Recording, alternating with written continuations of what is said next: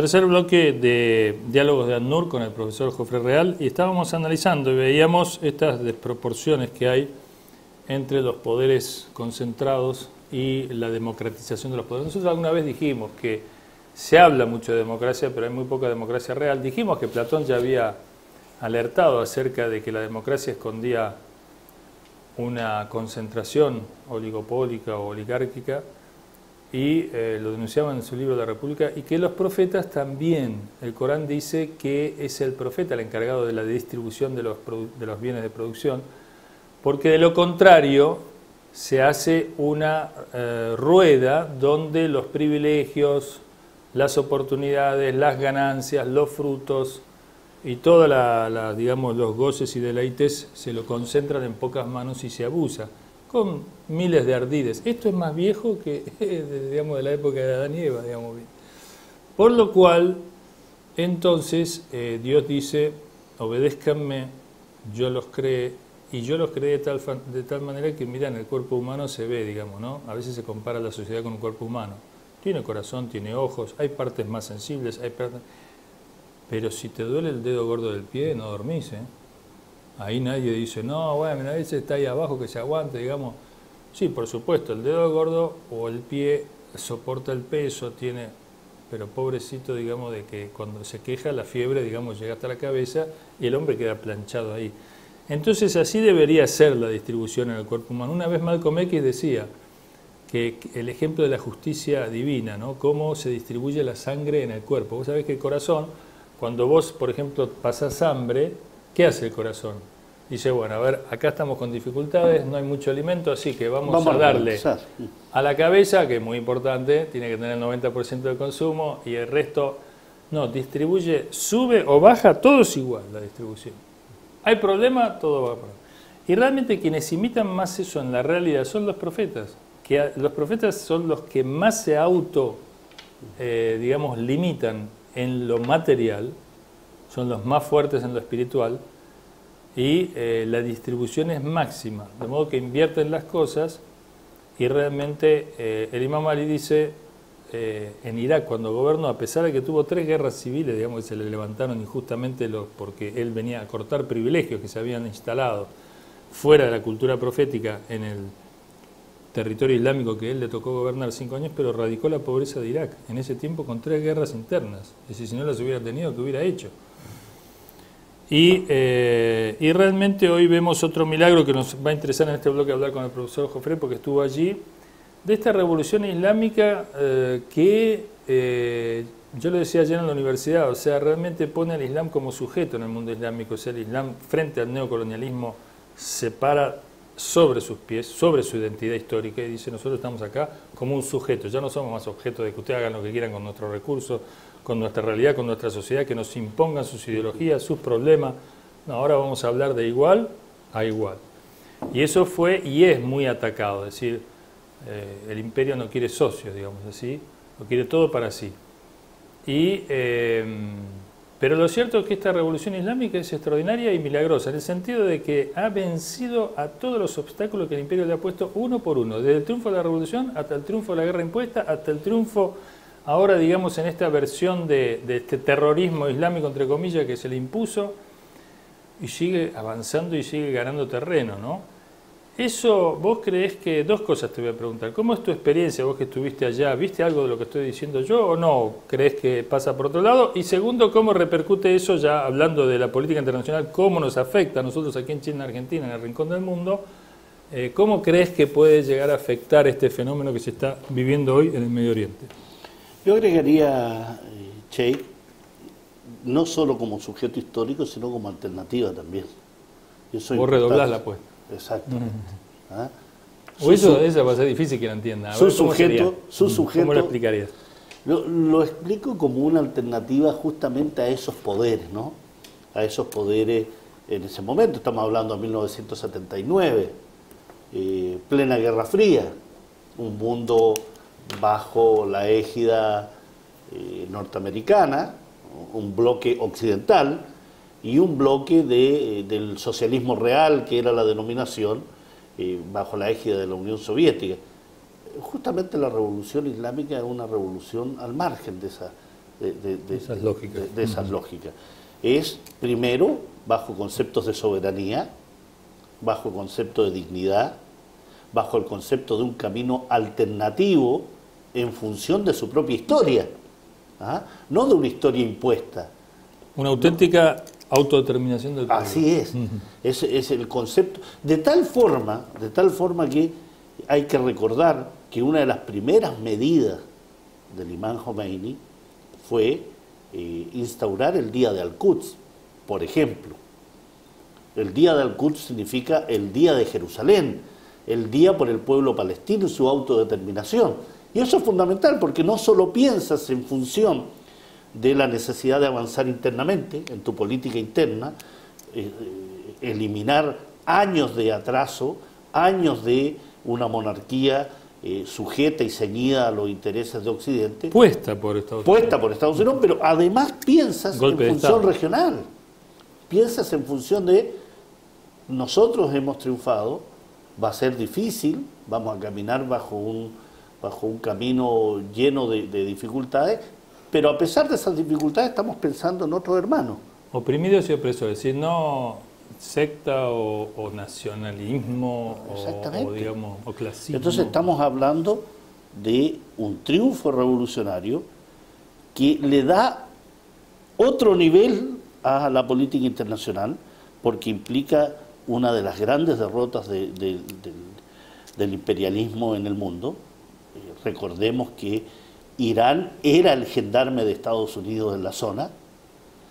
Las relaciones que existían entre el Shah de Irán y el sionismo eran innegables, al mismo tiempo servían de elementos contenedores de la autodeterminación de otros pueblos, del desarrollo de otros pueblos, por tanto ejercían una función de un poder imperialista en el centro entre Asia Central y Oriente Medio. Entonces, el triunfo de la revolución fue fundamental, tan fundamental que hasta el día de hoy no se le perdona y se le impone la guerra impuesta, la guerra de agresión de Irak contra Irán, una guerra sangrienta, una guerra impuesta por el imperialismo que generó cientos de miles de muertos, y a pesar de eso esta revolución sigue adelante. Se le impone bloqueos, sanciones, se le impide desarrollar su propio programa nuclear, a pesar que los líderes políticos y religiosos iraníes sostienen a través de sendos decretos de que la construcción de armas nucleares no va con el Islam. Y Estados Unidos pretende ser el juez máximo del tema nuclear, que es el único que tiró una bomba atómica. Así es, y además en una actitud y en una política hipócrita, porque si tú ¿Vos sabés que el desarrollo nuclear iraní lo hizo Estados Unidos con el No, por supuesto, empezó en el año 53, 54. Pero claro, cuando cambió que estos que ya no son gerentes. Empezó con Eisenhower. Ahí está la autodeterminación del pueblo y cómo se enarbola esta bandera de la autodeterminación de los pueblos, los derechos humanos, la democracia, pero se la pisotean. Es un proceso nuclear que comienza a la par con Eisenhower, con el Shah y en Israel. Mirá el dato que me das de cómo la política internacional afecta a nuestros países, que vos sabés que en el desarrollo nuclear iraní participaron argentinos. ¿De dónde salieron? De Perón, que desarrolló la energía nuclear, vino la revolución, entre comillas, libertadora, que fue el golpe de Estado de Perón, y los científicos nucleares de Argentina se van 5 a Irán. No digo que ellos hacen el desarrollo, no soy un... no. Colaboraron. Sí, no, por supuesto. Y mirá vos, ¿no? Como el mundo aparece todo... Pero cuando no eres aliado, cuando no responde a los intereses, entonces eres... Ya no, ya ese programa nuclear no sirve. Entonces te lo ataco y te impongo sanciones. Y le digo al Consejo de Seguridad, señores, Irán representa un peligro. Y acá los periodistas, en Chile y en Argentina, dicen, sí, es un peligro. No, es un peligro. Estamos bajo el terror. Es una amenaza, bajo el terror los nuclear. iraníes son peligrosos. Repiten como loro, no saben lo que están diciendo. Y en ese plano entonces es cuando nuestro deber, porque es un deber de analistas, de políticos, de periodistas, de la sociedad en general, es decir, a ver señores, ¿qué nos están diciendo? Ustedes dicen que Irán representa un peligro con su programa nuclear y desde los años 50 tenemos a la entidad sionista con un programa nuclear que tiene bombas nucleares. Se calcula entre 200 a 400 artefactos nucleares, pero que además ha servido como instrumento, como herramienta del imperialismo en Oriente Medio, que reprime a las sociedades árabes, que ocupa el pueblo palestino. Te voy a contar una anécdota a la gente también de que Irán sostiene lo siguiente. El Islam prohíbe las armas de destrucción masiva. Una vez vi un dibujito que hizo acá Quino, que era un tipo con un garrote, me parece que era Quino, si no me equivoco, un cavernícola esto con un garrote todo con púas. Con púas. Sí. Entonces, eso es un arma de destrucción masiva, ahora que inventaste vos.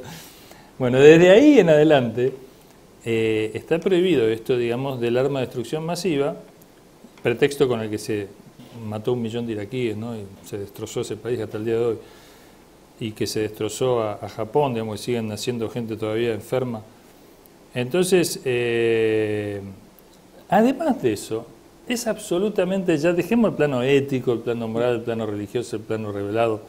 Para quien no crea en estas cosas, no es inteligente tampoco. Vos sabés que, ¿qué le dijo? Sayyid Nasrullah le dijo, nosotros tiramos un misil a Dimona y háganse cargo, digamos, ¿no? Esto es muy peligroso, esto andar jugando con lo de... ¿Dónde almacenás vos semejante que...?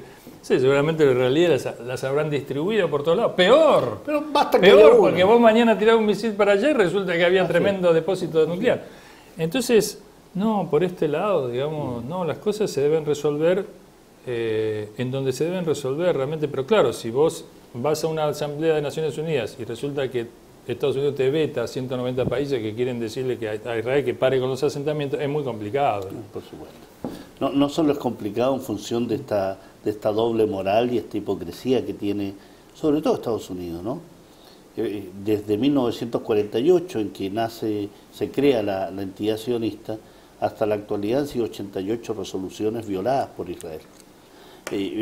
Resoluciones que determinan el retiro, la exigencia de las tropas de ocupación en el West Bank, en la ribera occidental, de Al-Quds, de la zona este de Jerusalén. No se han cumplido, ninguna de ellas ha sido cumplida.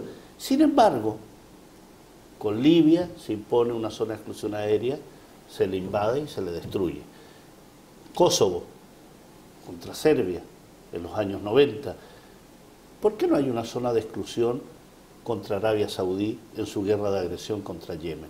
¿Por qué no hay una zona de exclusión contra Israel en su violación permanente del pueblo palestino? Naciones Unidas le vendió la Secretaría del Tema de los Derechos Humanos a Arabia Saudita, que pagó y está ahí, digamos, sentada. Hubo un informe de las Naciones Unidas hace un año atrás, en la cual la UNICEF señalaba que gran responsable de los crímenes contra niños en Yemen era Arabia Saudí.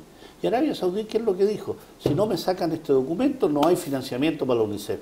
Y sacan el documento. Y Ban Ki-moon, ex secretario general de la ONU, antes de irse, porque suelen ser valientes, antes de irse, dice, mi época más difícil fue cuando viví esta presión de parte de Arabia Saudí que nos obligó a sacar... Se saca de encima, digamos, se saca esa el que tema.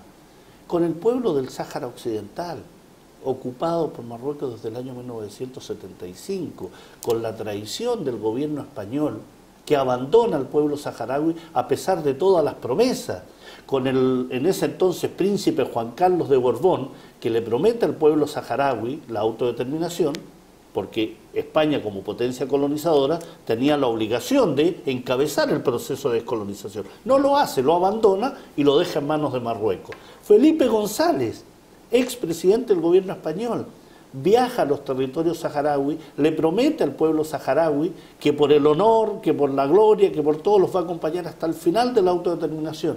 Y hoy Felipe González, convertido en el principal lobista del Reino de Marruecos para impedir la autodeterminación del pueblo saharaui. Eso se llama contante. No, claro, se llama Mansión en Tánger, claro. Una mansión que acaba de vender Felipe González a los saudí por $6 millones. Pero ellos dicen que Venezuela es corrupto. Ah, claro, y que Venezuela es antidemocrático y que Bolivia no merece un presidente indígena. Esa imagen de Rey Juan Carlos diciendo a Chávez que se calle. Sí, que se calle. O sea, eso hace 500 años que nos hacían callar ahora. Un rey corrupto, un rey cuya familia... Cazador de elefantes. no solo cazador de elefantes. Sería lo de menos, pero sería, bueno, con claro, el perdón de los elefantes. Pero con una familia corrupta, la infanta Elena, su esposo. No, esa cosa europea, viste, que se banca en estas monarquías y que pretendan que se... Ya se como vive te das cuenta que no puede ser. Exactamente. Bueno, Entonces, agradecemos acá al profesor Jofré que está echando luz en el programa, en el canal de Luz. An-Nur es luz en árabe, ¿sabes? sí. Así que con la ayuda de Dios, vamos en el cuarto bloque, ahora cuando empecemos el último bloque, a tratar de ver por dónde salimos de este atolladero del doble discurso que tiene entrampada a nuestra gente y a todos, porque en definitiva el profeta dijo ayuda a los opresores y a los oprimidos. Le dijeron a los oprimidos, entendemos, pero a los opresores ¿cómo los ayudamos? A que dejen de oprimir porque les hace daño. Porque la cosa sigue, la vida es eterna más allá de este mundo y realmente se lo están perdiendo por algunas migajas en este mundo de poder que realmente no vale la pena. Hay que reconocer a Dios, a su infinita misericordia y un poco relajarse. No pasa todo por acumular en este mundo y menos de mala manera. Nos vemos en el cuarto bloque.